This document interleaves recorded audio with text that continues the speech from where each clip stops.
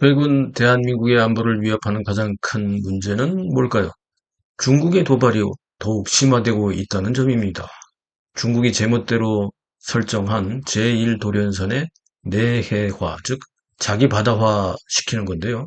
이 내해화 전략이 센카쿠 열도를 넘어서고 있고 우리의 서해까지 침범했을 뿐만 아니라 방공식별구역을 제멋대로 침범하고 있으면서 점점 더 중국의 도발이 일상화되고 있습니다. 북한의 핵무기에 이어서 핵잠수함 추진과 같은 변수가 있었는데요. 이제는 중국의 도발이 일상화되는 현 시점에 우리는 어떤 게임 체인저와 같은 해법이 있을까요?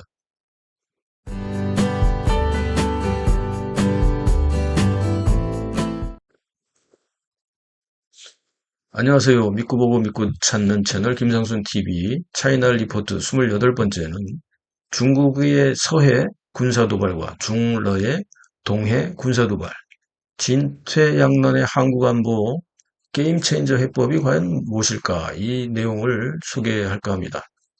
동북아시아의 해양안보 지형은 단순한 영토 분쟁의 파편화된 단계를 이미 넘어서서 미중 간의 해양 봉쇄 전략과 해양 진출 전략이, 즉 대륙 세력과 해양 세력이 정면으로 충돌하고 있습니다. 해양에서요. 즉 동북아시아 전체가 하나의 전쟁터가 지금은 되고 있는 상태고요. 이걸 이른바 실전적 단일 전구라고 하는데, 이렇게 하나의 전쟁터가 되는 곳으로 통합되고 있습니다. 트럼프 2기의 행정부 같은 경우는 미국 우선주의를 계속해서 강화시키고 있고, 동맹국에 대해서도 냉정하고 가차없는 안보 비용 분담과 전략적 유연성을 계속해서 요구하고 있습니다. 특히 한국에 대해서 더 그렇죠. 트럼프 2기의 미국 대외 정책은 2025년 2월 미 국방부의 국방 예산을 8%나 삭감시키라고 하는 트럼프의 지시에 따라서 이런 것들이 이제 정략적인 시그널을 통해서 계속해서 더욱 가시화되고 있습니다. 동맹국들의 안보는 동맹국들이 스스로 알아서 지키라면서 트럼프는 각국에다가 국방 예산 증액을 요구하고 있습니다. 미국이 국방 예산을 삭감하면서 한편으로는 동맹의 역할을 압박하는 현 상황은 한국에게도 당연히 안보에 대한 분담 비용을 증가할 수밖에 없는 상황이 되고 있는데요. 그런데 여기에 중국의 증가하는 도발까지, 이게 참 머리가 아픕니다. 중국의 증가하는 도발 어떤지 한번 살펴보겠습니다. 최근 5월 23일입니다. 예, 5월 23일 중국의 해경과 해군 함정 100여 척이나 넘는 이런 함정들이 제1도련선이라고 자기들이 마음대로 그어놓은, 즉 일본과 대만, 필리핀, 이렇게 말레이시아 이렇게 내려가는 이쪽 제1도련선 방향에다가 100여 척 이상의 함정, 예, 해군과 해경 함정을 동원해서 배치했습니다. 물론 그 이전에는 소위 말하면 이제 어선 해양 민병대라고 해서 일반 민간인 어선을 가장한 민병대를 동원해서 이건 몇천 척을 계속 수차례 동원하기도 했었습니다. 물론 어선이기 때문에 군사무기는 아닙니다만, 그러나 해군 소속이죠. 인민해방군의 해군 소속입니다. 그런데 이번에는 아예 해경과 해군 함정을, 그것도 트럼프를 만나고 난 뒤에, 5월 13일부터 15일까지 트럼프를 만나고 트럼프가 귀국한 이후에 5월 23일부터, 예, 이렇게 한국의 서해를 포함해서 서해, 남해, 그리고 동해 쪽까지도 올라와 있고 공해상이긴 합니다만, 거기다 그 밑에 일본 쪽, 그리고 대만, 그리고 저 밑에 필리핀 그 앞바다 쪽까지도 이렇게 100여 척의 해군 함정과 해경 함정을 동원해서 도발을 하고 있습니다. 이렇게 동시다발적으로 서태평양 전 지역에 이렇게 동원한 경우는 이번이 처음입니다. 네. 이거 정말 굉장히 끔찍스러운 일이기도 한데, 이건 흩어진 국지적 도발이 아니라 그전에는 그렇게 국지적으로 도발을 했었죠. 이제는 아예 전체를 다 했습니다. 이를테면 제가 아세안해라고 부르고 있는 남진아해 같은 경우에서 하든지, 아니면 대만 해협에서 하든지, 아니면 센카쿠 열도 일본 쪽에서 하든지 아니면 이제 서해에 뭐 우리 서해에다가 어, 구조물을 세운다거나 이렇게 그 어선을 밀어붙인다거나 뭐 이렇게 해왔는데 이걸 이번에 동시다발적으로 동시에 한 경우 게다가 어선도 아니고 해경과 해군 함정을 투입했다. 이거는 엄청난 도발이 아닐 수 없습니다. 긴장해야 됩니다. 결국 이건 뭐냐면 우리가 잘 쓰지 않는 말인데 내해, 우리 앞바다라는 이런 말이죠. 그러니까 중국 공산당이 지금 추구하고 하고 있는 이것은 제1도련선은 전부 다 자기들 앞바다라는 얘기죠. 내해라는 얘기죠. 그렇게 해서 이것을 전부 다 자기들이 실효 지배하는 것처럼 하기 위해서 국제적으로 여기는 우리가 실효 지배하는 거다. 이걸 보여주기 위한 이런 전략적인 도발입니다. 따라서 이걸 그냥 묵과할 수가 없는데요. 어, 이를테면 어, 대만 해역 같은 경우는 지금까지는 단독으로 해왔죠. 그렇게 해서 뭐 2025년 최근 것만 봐더라도 작년 4월 달에 보면 군용기가 뭐 135대, 함정이 38척이 동원돼서 서태평양의 공중 우세를 확보하는 연습을 했고 이런 훈련을 계속 해왔습니다. 또 그 정의의 사명이라고 이름을 또 그럴듯하게 붙여놓긴 했지만 2025년 12월 달에는 또 8개월 만에 갑자기 대규모 포위 훈련을 했습니다. 대만을 포위하는 거죠. 육해공군과 로켓군이 총동원이 됐고 아주 밀착해서 대만을 포위해서 이렇게 또 훈련을 했었습니다. 이렇게 계속해서 대만을 괴롭히고 있었었는데요. 남중국해 같은 경우는 뭐 이미 여러분들 다 아시다시피 2025년 10월부터 파라셀 군도 쪽에는 9년 만에 다시 추가로 매입을 하기 시작했고 최소 한 15 평방킬로미터 정도의 불법 매립을 하면서 여기를 군사화 시켜서 활주로를 깔고 방공망을 설치하고 이렇게 하고 있습니다. 예. 그리고 뭐 베트남 다낭에서 불과 350km밖에 안 떨어져 있기 때문에 베트남을 겨냥하기도 하지만 사실은 이쪽을 자기 앞바다라고 결국 전진기지를 만들어가는 건데요. 이런 남중국해에 대한 도발이 또 다시 시작된 거죠. 그리고 센카쿠 열도, 일본의 그 시료지를 하고 있는 센카쿠 열도, 여기에도 계속해서 2012년부터 지금까지 14년간 계속해서 무력 시위를 하고 있습니다. 여기는 자기들이 완전히 시료 지배를 하고 있다. 뭐 이렇게 계속해서 하고 있고 이쪽에 일본이 시료 지배를 하지만 일본 해경선이 여기에 못 들어가게 할 정도. 그리고 어선은 물론이고요. 뭐 이렇게 해왔습니다. 그리고 이제는 한국의 서해까지 와 있습니다. 한국은 지금 서해와 동해 쪽에 보면 서해 같은 경우는 중국이 어선이나 해경이나 군함을 동원해서 그리고 서해 구조물을 동원해서 그리고 공군 같은 경우는 한국의 카디즈 방공식별구역을 뭐 계속해서 최근 5년간을 따져보면 한 430여 차례를 사전 통보도 없이 제집 드나들듯이 이렇게 침범을 해왔습니다. 그리고 동해 같은 경우에도 러시아 군용기하고 합쳐서 중러가 한국의 그 동해상을 지나서 방공식별 구역을 제멋대로 그 침범하고 또 대한해협을 가로질러서 저 밑으로까지 내려가는 이런 이제 그 침범 행위를 또 러시아하고 함께 하고 있습니다. 이게 의도된 도발이죠. 이런 것들을 이제 전반적으로 보면 이건 어떤 전략이냐면 우리가 그레이존이라고 해서 회색지대 전술을 아예 그 일상화시키고 패턴화시키는 겁니다.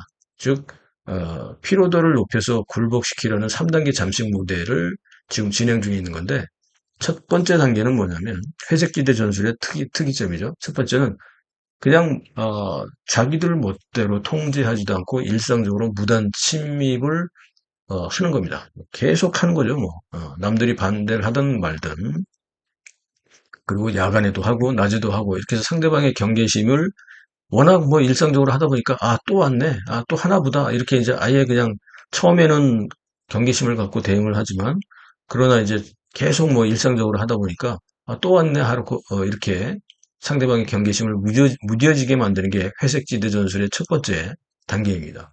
그리고 이제 두 번째 단계는 여기서부터가 무서워지는데 실제로 이런 도발이 기정사실화 시켜버리는 겁니다. 그러니까 여기는 국제사회에도 분쟁 지역이다 뭐 이렇게 인식이 되게 할 정도로, 왜냐하면 국제법에 따르면 시료 지배하는 그 나라가 결국 그 영토나 영해를 지배하는 거거든요. 지배권이 거기 있는 거거든요. 그러다 보니까 일상적으로 무단 침입을 해놓고 그 다음에는 이걸 기정사실화 시키기 위해서 거기에다가 서해 같은 경우에는 구조물을 갖다 놓는다거나, 제가 아세안해라고 부르자고 강조하고 있는 남진아해 같은 경우에는 인공섬을 그냥 자기들 거라고 우겨서 군사 거점화 시켜버려서 점령해버리고 있거나, 이렇게 해서 되돌릴 수 없는 현실로 고착화시키는 거죠.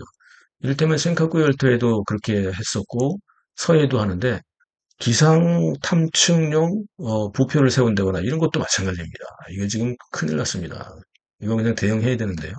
3단계가 이제는 완전히 이거는 막을 수 없는 상황까지 가는데, 아니면 전쟁을 해야 되고, 어떤 정도냐면 결국 이제 배타적인 무력 통제까지 하게 됩니다. 그래서 해경이나 해군이 무력으로 강압적으로 쳐들어오게 돼서 타국의 합법적 접근을 물리적으로 차단해버리고, 아니면은 전쟁하든지 뭐 이런 식이죠. 그래서 자기 앞바다, 즉 내해로 선포해버리는 경우가 되는데, 지금 오늘 말씀드렸던 바로 5월 23일부터 시작된 제1도련선 안에 서해까지 동해까지 올라와서 이렇게 그 해군 함정이나 해경 함정을 동원한 이런 도발이 바로 3단계가 들어온 거죠. 즉 5월 23일 이제 처음 시작됐는데, 이거 배타적 무력 통제 이 단계도 결국은 계속해서 더 일상화시키게 되면 결국 이 모든 지역이 분쟁화 된다는 거죠. 이거 지금 우리가 장난으로 이게 농담할 때가 아닙니다. 자, 다시 이걸 한 번으로 그냥 정리해버리면, 대규모 처음에는 무력 시위나 이런 것들을 하죠. 그래서 뭐 군용기를 동원한다거나 뭐 이렇게 해서 혹은 함정을 동원해서 어, 이 분쟁 지역화 시켜버리고, 그 다음에 입체적으로 거기를 차단해서 인공섬이나 이런 걸 만들어 버리고, 부표를 띄운다거나 서해 같은 경우 구조물을 만들다거나, 그리고 아예 이제 해경이나 해군을 동원해서 그쪽을 아예 순시하는 것처럼 이렇게 해서 안전을 위해서 평화를 위해서 안전을 위해서 뭐 이렇게 핑계를 대면서 하는 거죠. 서해 구조물 같은 경우에 서해 구조물에 있는 중국인들을 보호하기 위해서 해경을 포함해서 해군까지도 올 수 있는 거예요. 이게 정말 이제는 우리가 심각하게 봐야 됩니다. 한국 같은 경우 특히 왜 이렇게 심각하냐면, 이것이 일반적인 국방안보, 즉 전통안보에 국한되는 것이 아니라, 우리는 어떻습니까? 특히 우리는 섬나라와 같기 때문에 북한이 맡고 있어서, 그러면 전부 바다로 나가서 모든 무역을 할 수밖에 없습니다. 이렇게 되다 보니까 대한해협을 통해서, 그리고 이어도를 통해서 거기에서부터 중국하고 연관되는 대만해협을 지나가게 되는 경우에는 한국 수출입 화물의 핵심 통로로서 수입의 30%, 수출의 23%가 대만해협을 통과하게 됩니다. 무역으로 보면 연간 약 3,570억 달러, 한화로 526조나 되는 돈인데, 이게 만약에 막히게 되면, 브루킹스 연구소에서 발표한 내용을 보면, 봉쇄가 되면, 대만 해협이 봉쇄되면 한국의 GDP는 최대 23%까지 갑자기 감소된다. 이렇게 할 정도로 타격이 엄청나죠. 그러면은 대만 해협을 못 가고 필리핀을 돌아서 우회하게 되는데, 우회해서 말레이시아를 통해서 가게 되면 추가 항로가 1600km나 밀게 되니까 당연히 물류비가 폭등을 하고, 물류비가 폭등하면 어떻게 됩니까? 우리 제조 원가가 결국은 치명적인 타격을 받아서 경쟁력이 사라집니다. 결국 브루킹스 연구소에서 얘기했던 대로 한국의 GDP 최대 23%가 급감할 가능성이 그대로 증명이 되는 거죠. 그러다 보니까 이 중국의 아세안 해나 혹은 대만 해협이나 센카쿠 열도나 심지어는 우리 서해나 동해까지 침범해 오는 이런 것들은 중국이 그냥 해양 팽창을 하고 있구나 이렇게만 받아들일 것이 아니라, 실제로 우리 영토의 문제이기도 하고 우리의 생존의 문제가 되는 것이기 때문에 중요하다는 겁니다. 항로가 봉쇄되고 나면 우리는 정말 어, 그 엄청난 비용을 또 추가로 쓸데없이 부담해야 하는 이런 억울한 입장이 되는 것입니다. 자, 이렇다 보니까 실제로 우리가 보면 경제적으로만 봐도 526조가 갑자기 날아가는 거고 더 이제 추가로 부담이 되는 거니까. 그리고 최근 5년간만 해도 430차례가 넘는 중국 군용기의 방공 식별구역 이쪽 침범을 당했습니다. 이 안보 위협을 제대로 당하고 있는데 이제는 해경과 해군의 군함까지 이제는 들락날락하고 있으니 이거 정말 이거 큰일이 났습니다. 예. 물론 이제 이런 상황 중에서 그나마 지금 우리한테는 어떻게 보면 뭐 그 반전의 소식이 될 수도 있는데 주한미군이 결국은 중국의 방공식별구역을 어, 똑같이 반격해서 침범하는 훈련이 있었습니다. 그 올해 2월 18일부터 19일까지 미국의 제7공군 F-16 편대가 서해상에서 1박 2일 동안 100차례 이상 어, 중국 쪽에 통보하지 않고 기습 출격을 했습니다. 한번 당해보라 이거죠. 물론 중국 공군도 제-26 전투기가 긴급 출격을 해서 초근접 차단 기동을 했고 뭐 거의 비행기가 서로 이제 시야에 보일 정도로 가까이 가서 일촉즉발의 대치까지 있었지만 결국 전쟁이 일어날 뻔한 그 목전까지 간 적이 있습니다. 물론 이제 한국군은 또 이 좌파 정부는 또 이 방위병 출신인 군대도 잘 제대로 모르는 이 국방장관이 주한미군 사령관에게 항의를 했다가 오히려 주한미군 사령관에게 반격으로 얻어맞는 말폭탄으로 얻어맞는 그런 투모를 당하기도 했습니다. 어찌됐든 간에 지금 현재 중국이 이 정도로 도발을 할 정도로 미군이 참지 못하고 똑같이 반격을 할 정도로 그것도 올해입니다. 그렇게 해서 2월 18일부터 19일에 미군이 반격을 한 중국 방공식별구역 침범 그 사건 이후로 중국이 뜸하죠. 예. 결국 이제 혼나야 정신을 차리는 거죠. 예. 그런데 저 방위병 출신의 국방장관은 누가 혼내줘야 됩니까? 참 어이가 없습니다. 예. 저도 현역 군인 출신에 27개월 동안 내가 현역을 했고 24개월 동안 최전방에 가 있었습니다만 정말 나라 꼴이 어떻게 되려고 방위병 출신이 국방부 장관을 하고 앉아 있으면서 되지도 않는 그 아, 그만하시죠. 아유, 얘기하기도 싫습니다. 예. 아무튼, 현재 우리는 어떤 상황이냐 하면, 오늘 얘기로 다시 집중을 할게요.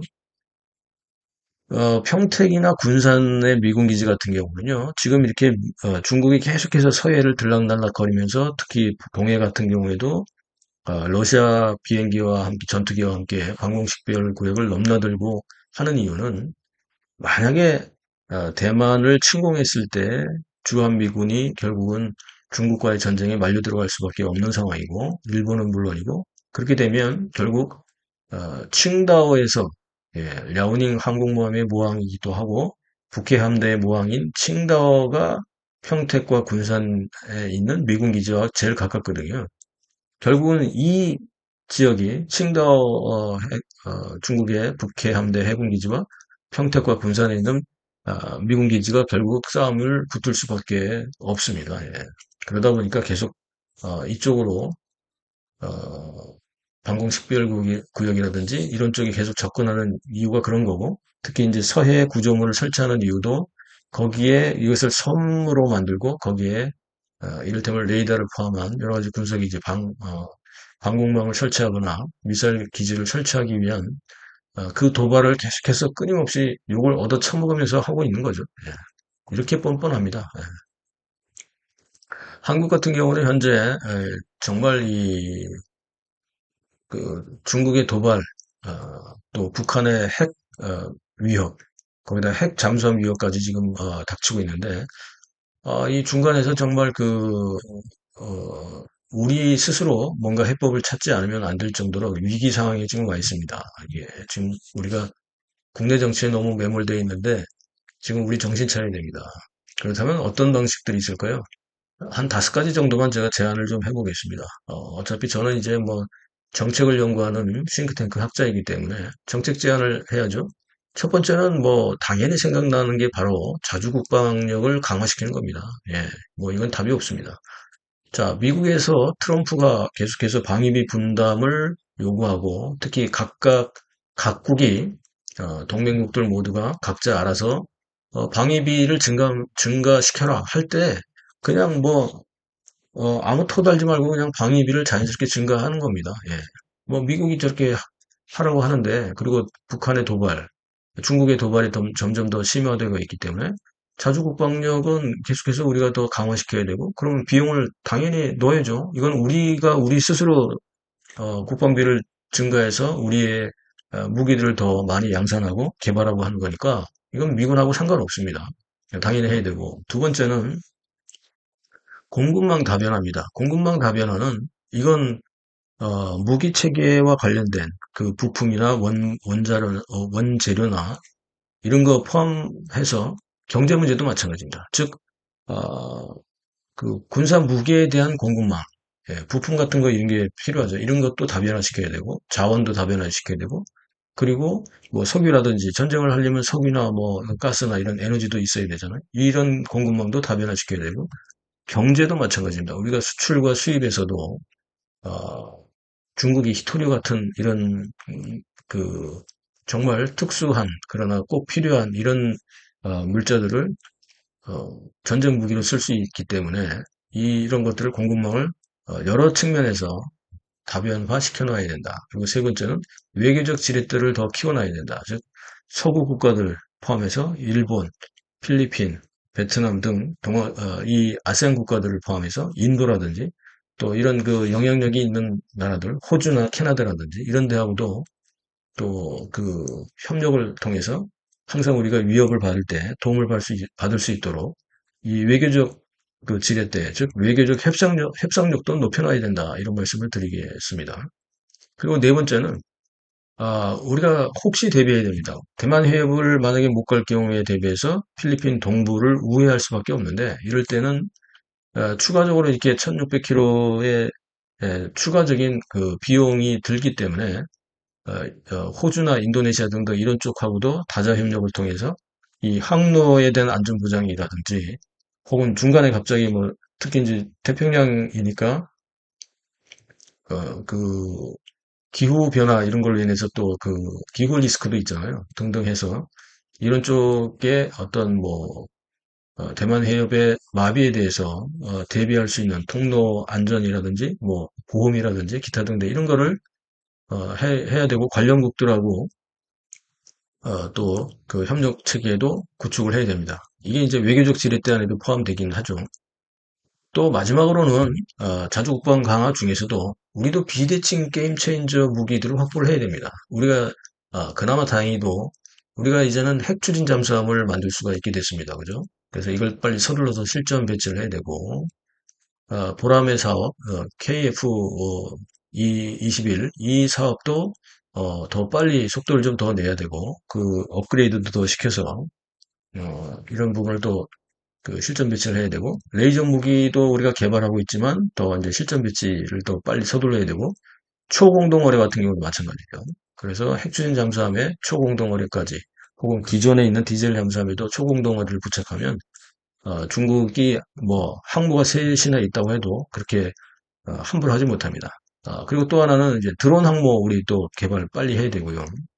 그래서 빨리 배치해야 되고 초음속 미사일 이것도 더 강화시켜야 됩니다. 물론 있지만 더 강화시키고 이런 등등의 5가지 대안책을 가지고 우리가 우리 스스로도 게임 체인저 무기들을 각 분야에서 확보할 수 있도록 해야 됩니다.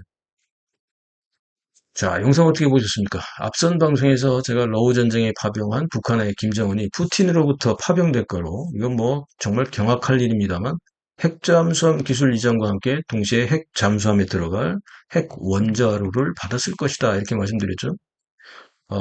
그 중에 하나는 지중해 스페인 공해상에서 북한으로 향하던 핵 원자로와 핵잠 부품을 실은 러시아 화물선이 외부 세력에 의해서 침몰되긴 했지만 그렇지만 이들이 그냥 그대로 중단할 리는 없습니다. 다른 방식으로 핵도 이미 북한의 여러 경로로 전달되었을 것이고 앞으로도 계속 전달하려고 할 것이기 때문이다. 그러니까 북한은 이걸 핵 원자로를 받아가지고 핵 추진 잠수함을 만들게 되면 핵이 이미 있기 때문에 여기는 핵잠이 그냥 되는 거죠. 예. 그런데 우리는 핵이 없기 때문에 핵 추진 잠수함밖에 없습니다. 예. 이 게임이 또 안 되죠. 어쨌든 우리는 그래도 서둘러야 됩니다. 자, 다행스럽게도 한미 핵잠 동맹이 가동되기 시작했고요. 우리도 이제 실전 배치의 목표까지 잡았습니다. 예, 이 내용을 살펴보겠습니다. 예, 다음 시간에 이 내용을 준비합니다. 믿고 보고 믿고 찾는 김상순 TV의 시리즈 계속해서 시청해 주시고 편집 후원에 참여해 주신 모든 분들께 깊이 감사드립니다. 예, 시청해 주셔서 감사합니다.